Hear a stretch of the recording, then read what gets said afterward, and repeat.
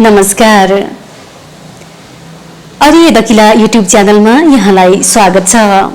सुरु गरौँ अहिलेसम्मको मुख्य खबरहरूबाट।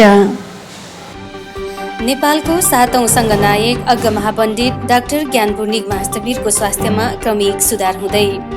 विभिन्न बुद्धिस्ट एकाडेमीहरूबाट लकडाउनको समयमा अनलाइन कक्षा सञ्चालन।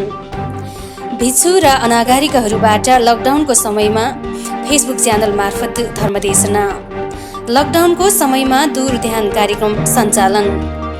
नेपाल बौद्ध परियति शिक्षाको परीक्षा तालिका। अब समाचार विस्तारमा। नेपालको 7औं संघनायक अग्र महापण्डित डाक्टर ज्ञानपूर्णिक महास्थवीरको स्वास्थ्यमा क्रमिक सुधार हुँदै। नेपालको 7औं संघनायक पूज्यपाद अग्र महापण्डित ज्ञानपूर्णिक महास्थवीरको स्वास्थ्यमा क्रमिक सुधार हुँदै आएको छ। संघनायक पूज्यपाद ज्ञानपूर्णिक महास्थवीरको शिष्य तथा लुम्बिनी विकास कोषका पूर्व उपाध्यक्ष भिक्षु निग्रोध महास्थवीरका अनुसार भन्तेको स्वास्थ्यमा क्रमिक सुधार हुनुको साथै अहिले उहाँले ठोस खानेकुरा खान थाल्नु भएको छ। सुरुमा पाइपबाट आहार सेवन गरिरहनु भएका भन्ते अहिले अत्यन्तै जोसिलो भएर आउनु भएको छ। मृगौला रोगबाट पीडित भिक्षु अग्र महापण्डितलाई उपचारका लागि वैशाख 18 गतेदेखि ललितपुरको थापाखेल स्थित सुमेरो अस्पतालमा भर्ना गरिएको थियो।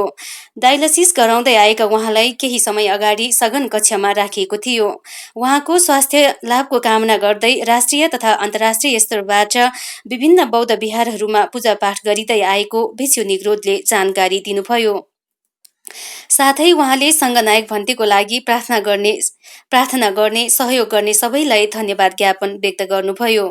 राष्ट्रिय र अन्तर्राष्ट्रिय स्तरका राजदूतावासहरू र नेपालका शीर्ष नेताहरू पूर्व प्रधानमन्त्री पुष्पकमल दाहाल, बाबुराम भट्टराई, जलनाथ खनाल, माधव नेपाल र उप प्रधानमन्त्री ईश्वर पोखरेल लगायत अन्य शीर्ष नेताहरू भन्तेको स्वास्थ्य अवस्था बुझ्नको लागि हस्पिटलमा आउनु भएको थियो। साथै काठमाडौँ र ललितपुर उपमहानगरपालिकाका मेयरहरू पनि भन्तेलाई भेट्नको लागि आउनु भएको थियो। अग्र महापण्डितको उपचारमा चिकित्सकहरू डाक्टर ऋषि काफ्ले, डाक्टर विक्रम साक्या र डाक्टर सञ्जीव आचार्य खटिएका छन्।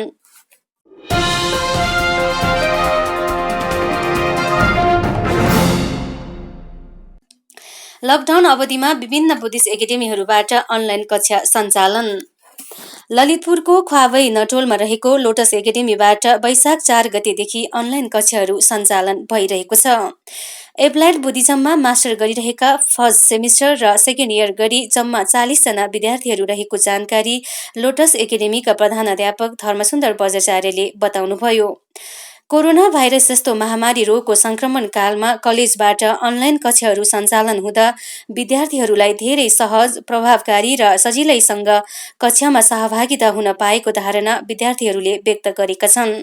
साथै अनलाइन क्लासले धेरै सकारात्मक भावना विकास भएको र लकडाउन खुलेर औपचारिक कक्षाहरू सञ्चालन भए पनि समय-समयमा अनलाइन कक्षाहरू सञ्चालन हुनुपर्छ भन्ने विद्यार्थीहरूको माग रहेको जानकारी कलेजका प्रधानाध्यापक धर्मसुन्दर बज्राचार्यले बताउनुभयो।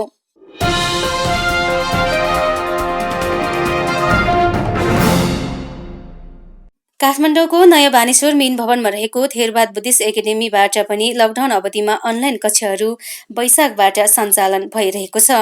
History of Theravada Buddhism, Pali language and literature, Buddhist philosophy, Sutta Pitaka, Buddhism and leadership लगायत अन्य विविध विषयमा अध्ययन अध्यापन भइरहेको जानकारी थेरवाद बुद्धिस्ट एकाडेमीका भाइस प्रिन्सिपल महेन्द्र रत्न साक्यले जानकारी दिनुभयो।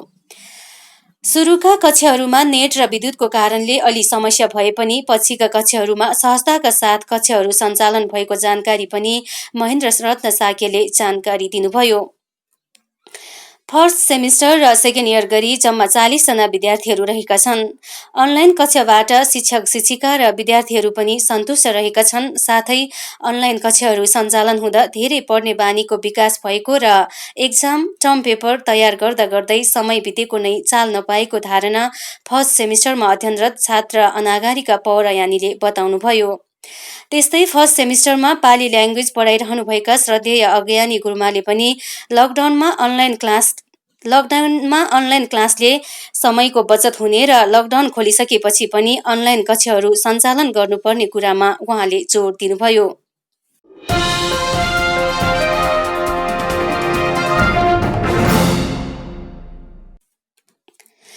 लकडाउनको समयमा भिक्षु र अनागारिकहरूद्वारा फेसबुक च्यानल मार्फत धर्मदेशन। विश्व नै लकडाउनमा रहे पनि आफ्नो मन मस्तिष्क चेतनामा कहिले पनि लकडाउन हुँदैन यदि त्यो मानिस मेहनती बहादुर र ऊर्जायुक्त छ भने हो। त्यस्तै मेहनती बहादुर ऊर्जावान व्यक्ति हुनुहुन्छ भिक्षु विमलो स्थविर। भिक्षु विमलो स्थविर ललितपुर थसी सितिमङ्गल बिहारमा बस्नुहुन्छ। उहाँले लकडाउन सुरु भएको समय चैत्र 11 गतेदेखि हालसम्म निरन्तर रूपमा प्रत्येक दिन बिहान 9 बजेदेखि 11 बजेसम्म 2 घण्टाको धर्मदेशना आफ्नो फेसबुक पेजबाट प्रत्यक्ष प्रसारण गर्दै आइराख्नु भएको छ। व्यवहारिक ज्ञान, कुशल अकुशल, जातक, धम्मपद, अटकथाहरू, गृह विनय, अभिधम्म लगायत विभिन्न विषयमा धर्मदेशना गर्नुभएको जानकारी श्रद्धेय भिक्षु विमलो भन्तेले व्यक्त गर्नुभयो। साथै दर्शकहरूको जिज्ञासा र अनुरोध अनुसार पनि धर्मदेशना गर्नुभएको कुरामा उहाँले जोड दिनुभयो। न्याब्ले कमेन्ट जना हेर जुने न्याब्ले चाहिँ बाखन जना पुण्य कमाइना चोङ्गुदु लिसलिसे टोपरितान या ज्याजोले न उत्तिका हे सहभागी न चोङ्गुदु। फेसबुक पेजबाट प्रत्यक्ष रूपमा धर्मदेशना गरिँदा तत्कालै प्रतिक्रिया आउने र जुन प्रतिक्रियाहरूले अझ देशना गर्नको लागि हौसला र प्रोत्साहन मिल्ने कुरामा उहाँ भन्तेले जोड दिनुभयो। साथै भन्तेको धर्मदेशनाबाट देश विदेशका धेरै दर्शकहरू प्रभावित भएको र तन मन र धनले उहाँ भन्तेलाई सहयोग गरिरहेको जानकारी दिनुभयो। त्यस्तै वैशाख 21 गतेबाट हरेक दिन बेलुकी 5 बजेबाट नेपालका 7औं सङ्घनायक अग्ग महापण्डित डाक्टर ज्ञानपुरिक महाशिविरको शीघ्र स्वास्थ्य लाभको कामना गरी भिक्षु विमलो फेसबुक पेजबाट प्रत्यक्ष रूपमा परिधान पाठ गर्दै आइराख्नु भएको छ। प्रविधिको कारणले सोसियल मिडियाबाट भन्ते र उपासक उपासिका अर्थात् दर्शकहरू मिलेर मैत्री कामना गरी परिधान पाठ गर्न पाउँदा उपासक उपासिकाहरूले धेरै खुसी व्यक्त गर्नुभएको कुरामा उहाँले जोड दिनुभयो। उपासक उपासिकाहरूको श्रद्धा, खुसी र हौसलाले जस्तोसुकै धार्मिक गतिविधिहरू गर्दा पनि सहज मिलेको र श्रद्धेय बोधिज्ञान भन्तेको सल्लाह सुझाव र प्रोत्साहनले गर्दा पनि झन् धेरै पुण्य र धर्म प्रचार गर्नुपर्छ भन्ने आफ्नो भावना विकास भएको जानकारी व्यक्त गर्नुभयो। उहाँले अहिले यो समाचार तयार पार्दासम्ममा गर्नुभएको देशनाहरू 80औं भाग पुगेका छन्। जुन जो कोही दर्शक महानुभावहरूले पनि भिक्षु विमलो युट्युब च्यानल सर्च गरेर हेर्न सक्नुहुनेछ। काठमाडौँको नगलमा अवस्थित धर्मकिती विहारबाट पनि अमय, अष्टमी, पूर्णिमा र हरेक महिनाको 1 गतेका दिन विभिन्न विषयमा गुरुमाहरूले धर्मदेशना गर्दै आइराख्नु भएको जानकारी शुभवती गुरुमाले व्यक्त गर्नुभयो। धम्मवती गुरुमा, खेमावती गुरुमा, केशावती गुरुमा र उइरवती गुरुमाले विभिन्न विषयमा धर्मकिती फेसबुक च्यानलबाट धर्मदेशना दिँदै आइराख्नु भएको छ।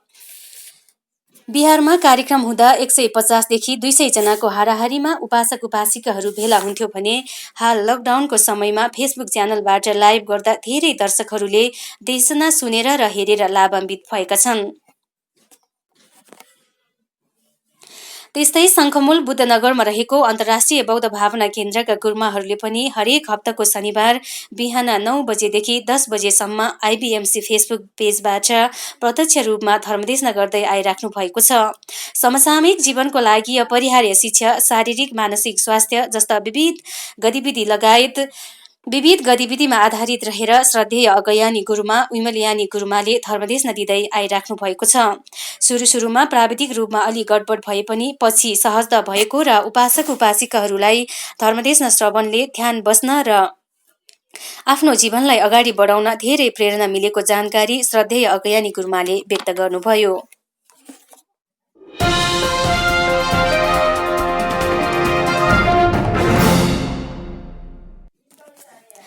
लकडाउनको समयमा दूर ध्यान कार्यक्रम सञ्चालन। कोरोना भाइरसको कारण नेपालमा चैत्र 11 गतेदेखि लकडाउन हुँदा समयलाई ध्यानमा सदुपयोग गर्नुको लागि चैत्र 20 गतेदेखि दूर ध्यान कार्यक्रम सञ्चालन हुँदै आएको छ। बेलुकी 7:30 देखि 8:30 सम्म प्रत्येक दिन भिक्षु बोधिज्ञान फेसबुक पेजबाट प्रत्यक्ष दूर ध्यान कार्यक्रम सञ्चालन भइरहेको जानकारी भिक्षु बोधिज्ञानले व्यक्त गर्नुभयो। स्वदेश लगायत विदेशका विभिन्न देशहरू अमेरिका, जर्मन, युके, क्यानाडा, अस्ट्रेलियासम्म पनि दूर ध्यान कार्यक्रम हेरेर ध्यान अभ्यास गरिरहेको जानकारी भिक्षु बोधिज्ञानले दिनुभयो।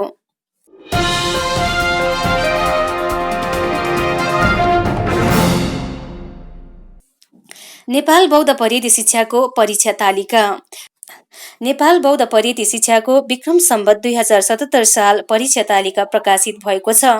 3 महिनाको टुक्रे सेमिस्टर प्रणाली अनुसार हालको कोभिड-19 को परिस्थितिलाई मध्यनजर गरी 3 सेमिस्टर प्रणालीलाई 2 सेमिस्टर प्रणालीमा विभाजन गरिएको जानकारी नेपाल बौद्ध पद्धति शिक्षाका केन्द्रीय परीक्षा नियन्त्रक भिक्षु बोधिज्ञानले दिनुभयो।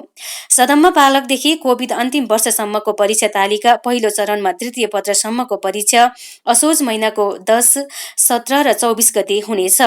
बाँकी चौथो, पाँचौं र छैटौं पत्रहरूको परीक्षा समय अनुकूलता अनुसार पछि निर्धारण गरिने जानकारी भिक्षु बोधिज्ञानले व्यक्त गर्नुभयो। प्रारम्भिक प्रथम वर्ष कक्षा 1 देखि कक्षा 6 सम्मको परीक्षा माघ महिनाको 10, 17, 24 र फागुन 1 गते शनिबारका दिनहरूमा हुनेछ। हवस् त समाचार बुलेटिन अहिलेलाई यति नै। म अरिया बिदा हुन चाहन्छु। नमस्ते।